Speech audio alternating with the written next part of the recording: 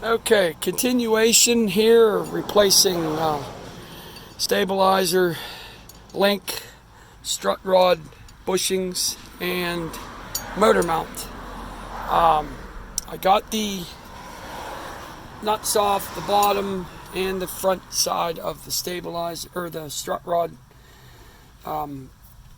bushings to take out. I pulled the control arm out, but I'm not able to get enough pivot on that, so I'm going to have to pop the ball joint and drop the control arm, and then that's what I did on the other side. The problem is you run the risk of boogering up that boot on the ball joint. I would recommend just getting 2 new ball joints, but then you need to press them in. It gets to be a pain in the butt. So just something to think about there. It's all 18 millimeter, 15, or no, what size socket was. The strut rod was 15/16 both sides. There's a little flat tab here on the strut rod, so you put your large crescent wrench on it, hold it nice and tight, and then undo your bolt from that side, and same thing from the other side. That takes that off. In the meantime, the motor mount, transmission mount on this side, I had removed these 2 bolts, both of these 15 millimeter. I removed this top bolt, 18 millimeter. Had to use just a box wrench, get it off. It was nice and easy.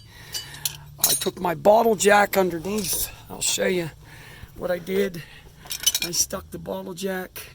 You don't want to go against your pan where you have your seal, but you have this tab right here, solid mount. I put my bottle jack right here, put a block of wood in there, jacked that up, raised the frame or the motor up until this lifted up high enough. It actually brought this bracket with it. I popped that down off, and then was able to wiggle that out. Has some flex. Once it was out, there's 2 13 millimeter nuts on the bottom side of this bracket that hold the mount on.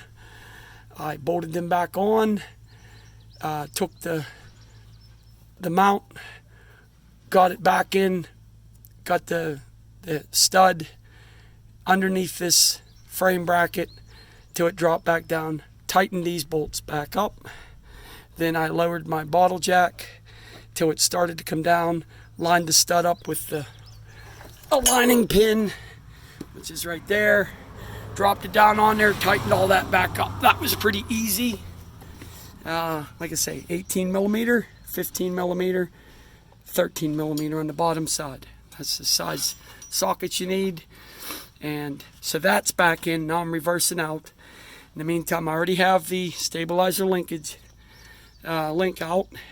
Leaving that out. Next thing I'm going to do is remove the tie rod, or control arm nut off the bottom, off the ball joint.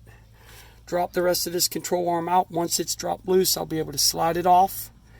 This stud right there, and again, the rear control arm side replacement bushings. I do know you can order them as 1-piece or 2-piece. I highly recommend the 2-piece. The 1-piece is next to impossible for the average person to press them back through. There's a groove in the middle that they need to pop through, so I just ended up cutting it at the groove and fed the 2 pieces against each other. I already replaced on the other side. The front section is also 2-piece. It comes as 2-piece. This is the old bushing right here. It slides through over top of the rod, and then there was a washer that tightens down. The other side, this was all decomposed. This one here actually isn't that bad, but replacing both sides because this car came from the south, from Florida, so needless to say, things look old and a little rusted, but nothing was corroded. Everything broke loose nice and easy. I would suggest some penetrating oil ahead of time, make your life a lot easier. This is all ready to come out. Once I get this out, drop this control arm, I will put the new bushings in, put this back up in, get the bolts back through, come back and show you the tighten down process.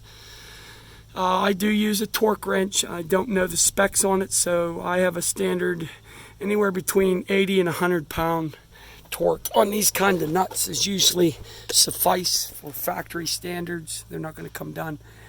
So I'll get that back up on there and show you the process on that. Then we'll put the stabilizer link back in. Then we will put the brakes and rotors back on and show you everything we needed. So again, strut rod bushing, 15/16 socket, both ends of the, and a crescent wrench to hold right there. Undo both sides. Motor mount, 15 millimeter, 18 millimeter, 13 millimeter, two of them on the bottom. You line them up on the bottom side so that your pin is forward on the bracket. You unbolt everything, raise up your motor till this clears, pry that loose.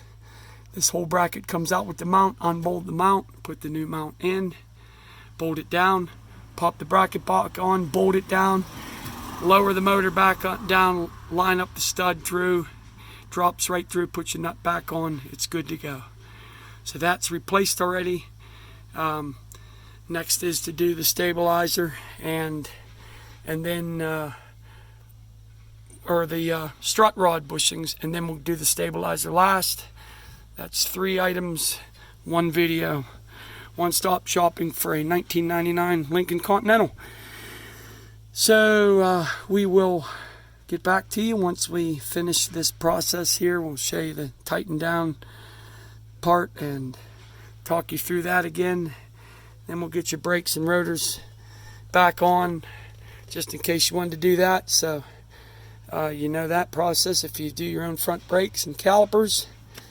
And remind you of all the things to finish up that you don't forget. And you can have success like we did.